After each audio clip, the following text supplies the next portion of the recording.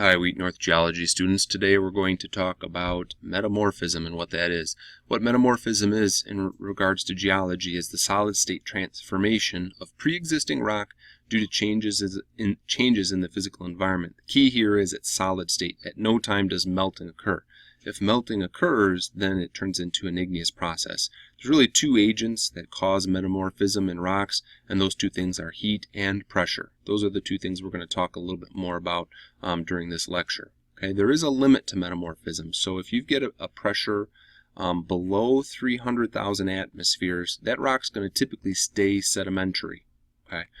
If the temperature gets above 200 degrees Celsius, depending on the rock type, typically it's going to melt and then it becomes an igneous process. So this metamorphism is, you can have sedimentary rocks or igneous rocks, and they're either going to change to metamorphic rock if you're kind of within this Goldilocks zone of pressure and heat. Okay, now with pressure there's a couple different types. Number one is confining pressure, where you get equal pressure in all directions. So lithostatic pressure is as you go down deeper into the earth, you got that pressure from all the rocks pushing down on that location in all directions, and that's lithostatic pressure. There is a thing called hydrostatic pressure, which is confining pressure due to water, and that's something most of you guys have experienced if you've gone down to the bottom of a pool. You feel that pressure all over your body. The exact same thing happens with rocks as they go down deep into the earth.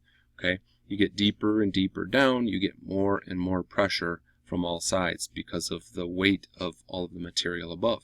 Here's a picture showing a styrofoam cup that was taken to the bottom of the ocean. So you kind of get the idea. You get squished basically in every single direction. The other type of pressure is what we call differential pressure. Now differential pressure is where we have an unequal amount of pressure acting on different sides.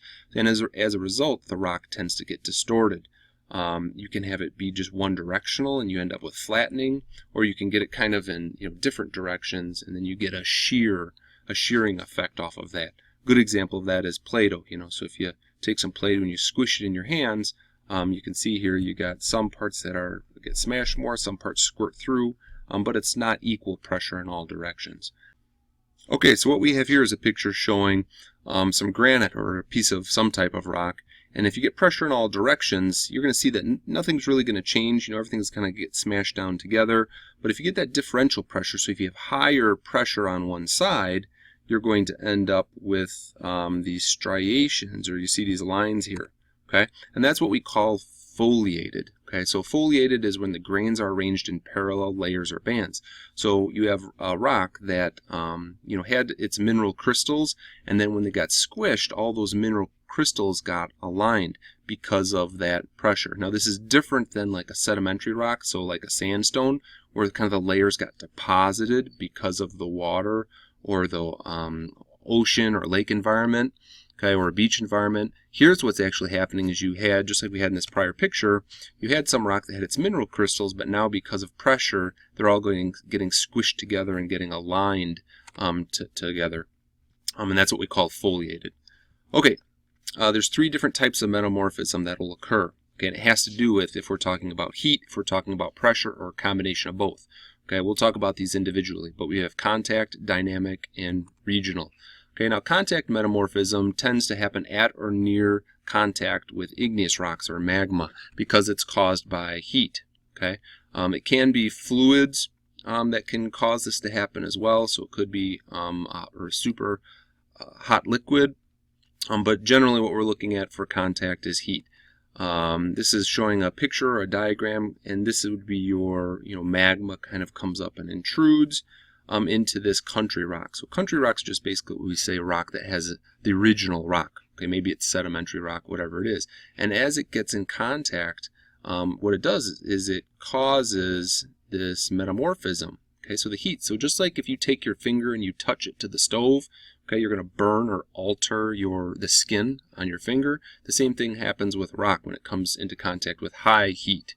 Okay, and again, remember, not melting. Okay, so this is still solid state right here. It's just being affected or metamorphized by the high temperatures. Now this is an actual picture showing that happens. So here would be your intrusion of magma. Okay, where this was super hot. This was your country rock out here. okay, on the outside. And you can see this band in between. This is where metamorphism is occurring. So this rock did not melt, but it was changed due to those high temperatures. Now eventually this cooled off and formed igneous rock. So this would be granite or something on the inside. This may be sedimentary rock, and then that metamorphic rock is in between, and that's contact metamorphism. The second one is dynamic metamorphism. Now dynamic metamorphism is because of pressure. Okay, so contact's because of heat, dynamic because of pressure. You get metamorphism along a fault, and again, the big thing here is pressure. So why does it happen along a fault?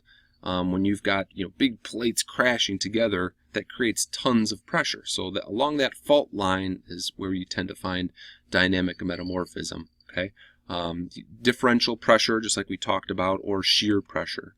So this is kind of showing a picture of that, is that you have one side of a fault moving one way, and then this side is moving this way. And when you're talking about, again, mountains and giant pieces of land, that creates a huge amount of intense stress and shear and pressure in here.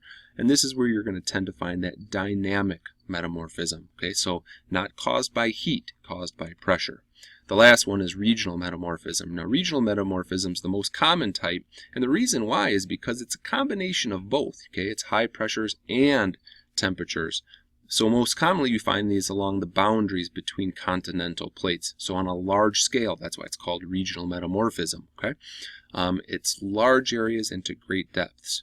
Okay, so metamorphisms is going to happen, guys, where at deep levels, because that's where the pressure's high, that's where the temperature's high. It's not going to happen too much on the surface. Okay, so here's a great example of that. Okay, India is in the process of crashing into Asia Major. Okay, so that's the formation of here's your Himalayan mountains. Okay, so this is obviously tremendous amounts of pressure, tremendous heat as this India is diving slowly underneath China, essentially.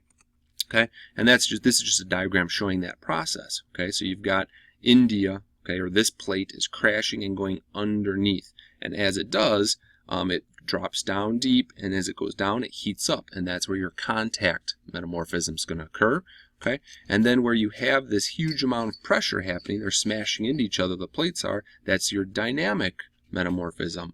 So on the large scale, we say this would be where you have regional metamorphism, okay, because you have both dynamic contact on a grand scale or on a large scale. Okay, all right. If you guys have any questions, shoot me an email, stop me in class.